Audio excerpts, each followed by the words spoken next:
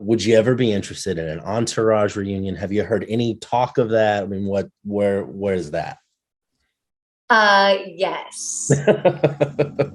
Yes. I mean, those, that crew, they're my brothers for life. I watched Cosmic Dawn. I watched it last night. I like to try and always like watch everything like as close to talking to someone as possible, so it's like fresh on my mind. And I'm like, I need to talk to people about this movie because it's just so bananas. You know what I mean? Yes. When you got the script and you're looking through it, are you sitting there and you're just like, this is Wild. crazy? Yeah. Yeah. Yeah. It was, but Stephen, it's funny because it was all of those things. But I think the thing that makes it work was that it also felt so grounded.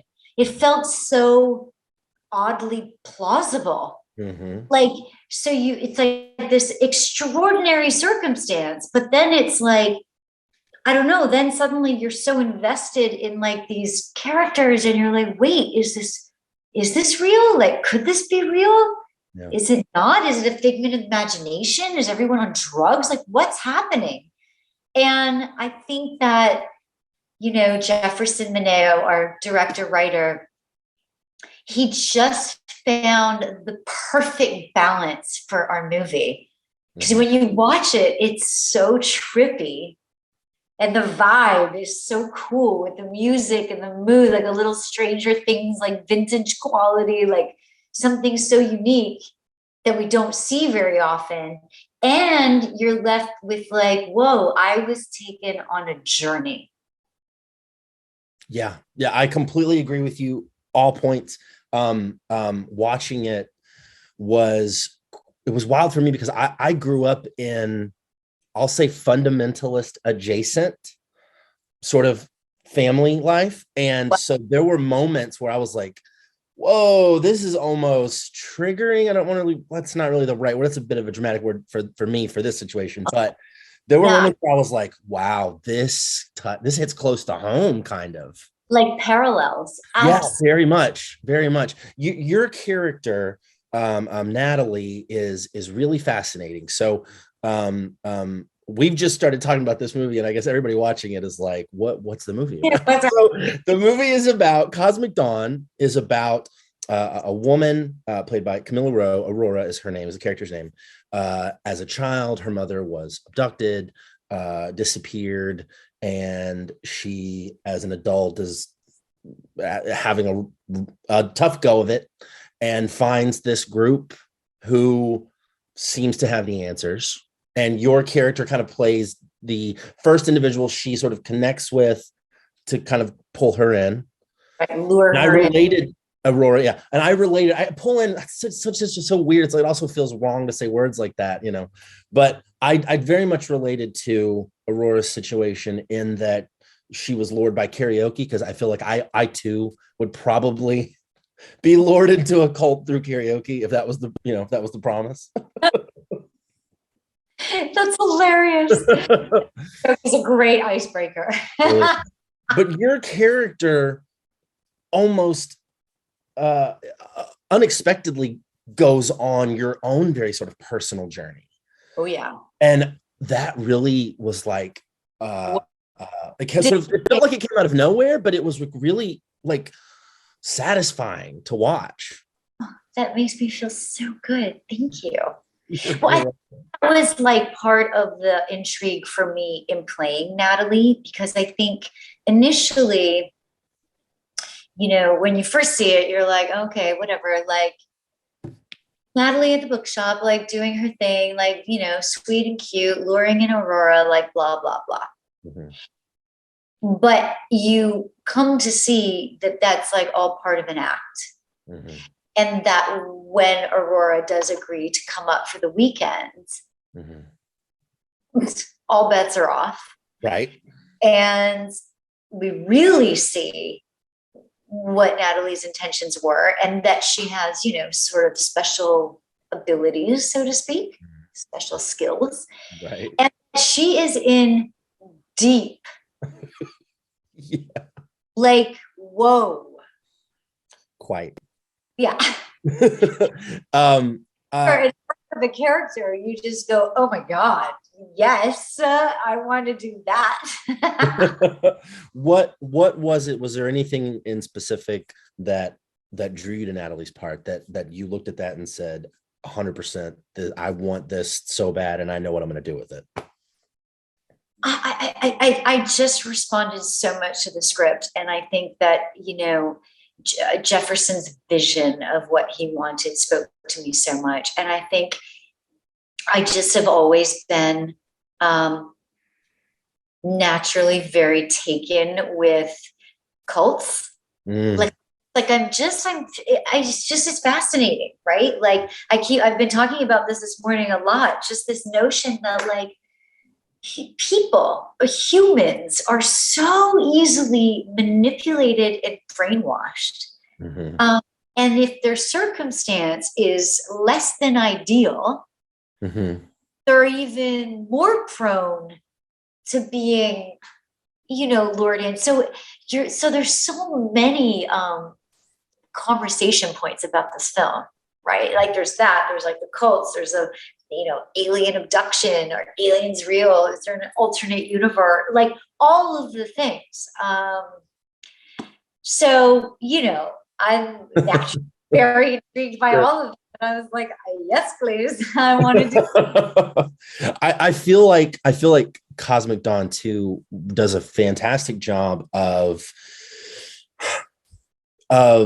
exploring perception as reality. Yeah. You know, like kind of what you were saying initially, like what is all of this? And in many cases, it's literally all of that. It's everything that it is being perceived to be, it seems, you know. And it's fun. You've probably dealt with this so much today. It's so hard to talk about this movie and not say something that is going to spoil it. You know what I mean? Like, I don't want to ruin it. You know what I mean? Like, I don't want to accidentally slip up and ruin it for someone who hasn't watched it yet. You're right. No, it's all good. Even if you did slip up, I think it would just be intriguing. Somebody would be like, wait, what? I want to see that. that balance of like, how much am I talking about it to interest you, and how much have I said too much where it's like you're gonna be like, oh, I knew that was coming. But there's very much, and you can tell me maybe if you saw this in the script as well or as the film, but there's very much this like this exploration of a fine line between sort of like the physical self and the existential self. You know, I mean, especially as this film goes on and you get closer to the end, there are moments where it's kind of like, what is, like, how these people are all different people.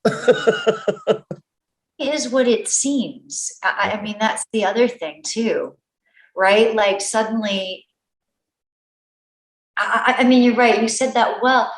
It's a bit of a like, as the movie begins, you're like, oh, okay, yeah. All right, cool. This is real. Mm-hmm.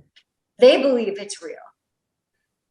But then you're really stuck asking yourself, like, that's what Jefferson did so well, is that you leave the film being like, hold on. Is that possible? Did that happen? Or is that in someone's imagination? Mm-hmm. And it's like unanswered in that way. And it's up, exactly what you said. It is. And like, it's why it makes it so trippy and intriguing. I would say that of all the sort of like cult horror, and that's another thing, is I feel like this movie really tests your interpretation or perception on what horror is, because I think I would say at the very end, like there are elements of it that are very horror, but there are also elements of it that are very not. And so of all the sort of culty related horror things, I feel like this one has done the best job for me of making me understand why people are susceptible, like why it works, like why I need this in my life. Does that make sense? Yes, so much. But I think that's so amazing, because hopefully that's something that most audiences will feel as well. Yeah. Like that Sympathy or empathy even. Yeah. Yeah. Yeah. It's an incredible film. It's very well done. It's beautiful. It's beautifully shot, and you're fantastic in it. So I'm very excited for more people to get to see it so that I can talk about it with them. And I know that our time is limited. Before we have to go, I want to ask just a couple more things. Switch gears, if that's okay.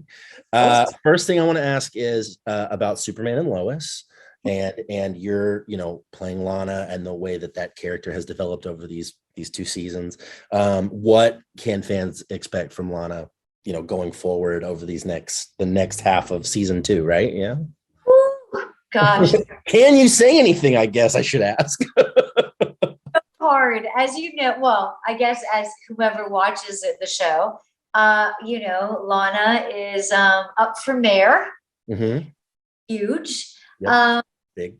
And there's so much that goes on. Superman now officially the Bizarro world has been introduced, and it just gets crazy in the best way. Like in the best way. Like half the time I'm calling Todd the creator. I'm like, wait, what? Really? Personally, Lana's journey this season is particularly heartfelt. And it's really deep, and she goes on one hell of a journey. And that's all I can say without giving it away, but just a lot of the next 2 episodes, you'll understand. You'll be like, oh, that's what she was talking about. Oh, I get it. Okay, cool. And the last thing that I want to ask you is, look, there's tons of reboots, revivals, reunions, all of that out there. Would you ever be interested in an Entourage reunion? Have you heard any talk of that? I mean, where's that? Yes. Yes. I mean, those, that crew, they're my brothers for life.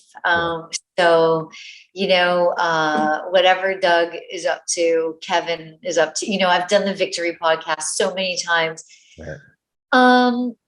Yes. I mean, just yes. Like everybody else is doing it. Why not us? Yeah. Makes perfect sense. Awesome. Emmanuelle, it has been an honor to get to chat with you today. I really appreciate it. Thank you so much. Cosmic Dawn is such a great movie. Like I said, I'm so excited for other people to get to see it now that it's going to be coming out on VOD and in theaters soon. Thank you so much for your time. Have a great rest of your day. You too. Have a good weekend. Thank you, Stephen.